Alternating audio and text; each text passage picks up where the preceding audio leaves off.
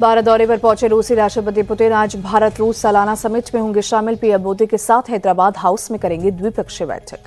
Putin का आज 11 बजे राष्ट्रपति भवन में औपचारिक स्वागत होगा। 11:30 बजे राजघाट में राष्ट्रपिता महात्मा गांधी को देंगे श्रद्धांजलि।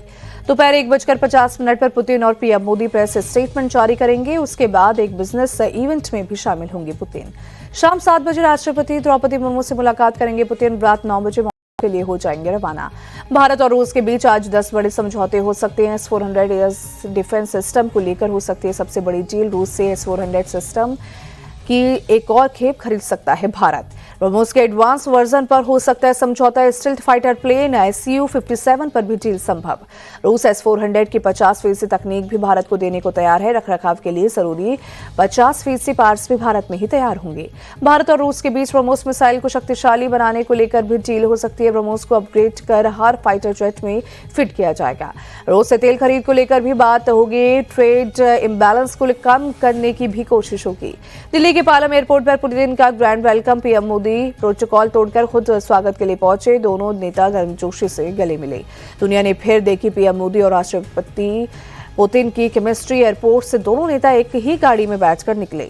पीएम मोदी ने प्रेसिडेंट पुतिन के साथ होस्ट किया स्पेशल डिनर। रात्रि भोज के बाद प्रधानमंत्री आवास पर प्राइवेट मीटिंग। रूसी प्रेसिडेंट के दौरे पर गदगद प्रधानमंत्री मोदी का खास दोस्त की मेजबानी कर खुशी महसूस कर रहा हूं। दोनों देशों के रिश्ते कई चुनौतियों पर खरे उतरे। रूसी प्रेसिडेंट के भव्य स्वागत पर क्रेमलिन का बयान। कहा, भारत के पीएम ने एयरपोर्ट पहुंचकर चौंकाया। हमें नहीं पता था कि पीएम मोदी खुद अगवानी करेंगे। केंद्रीय मंत्री पीयूष गोयल बोले, भारत और रूस सुख दुख के साथी हैं। अच्छे और बुरे दोनों समय में रूस भारत का दोस्त रहा है।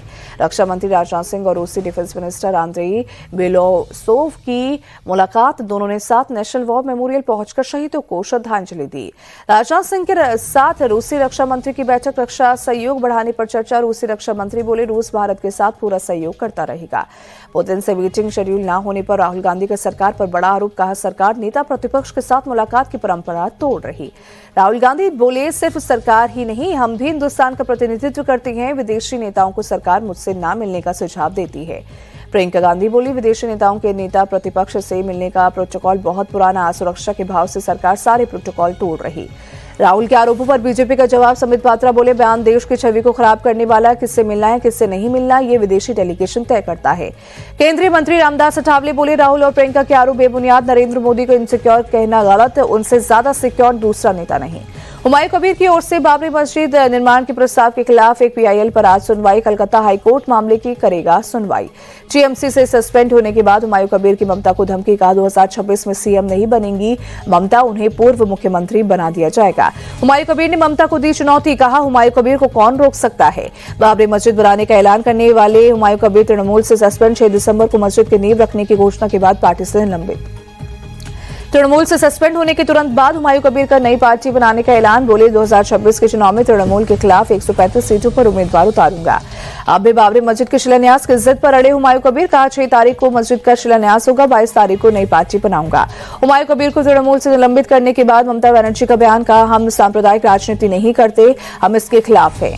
कांग्रेस नेता अधीर रंजन चौधरी का ममता बनर्जी पर हमला। कहा, पहले तो हुमायूं कबीर को खूब शय दी, जब हालात हाथ से निकल गए तो इस्तेमाल करके फेंक दिया।